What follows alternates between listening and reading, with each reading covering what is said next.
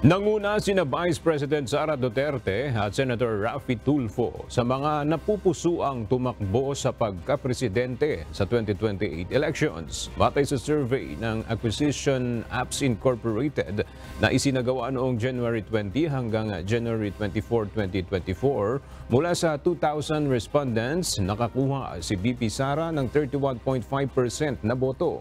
Pumangalawa naman si Senator Raffy Tulfo na nakakuha ng 30.8% na boto, habang si dating Vice President Leni Robredo naman ay nakakuha ng 12% na boto.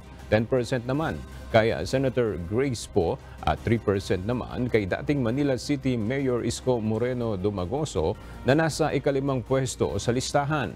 Pasok rin sa mga napupusuan sa presidential post sina Senator Amy Marcos, Manny Pacquiao, Senator Risa Ontiveros, Chavit Singson at House Speaker Martin Romualdez.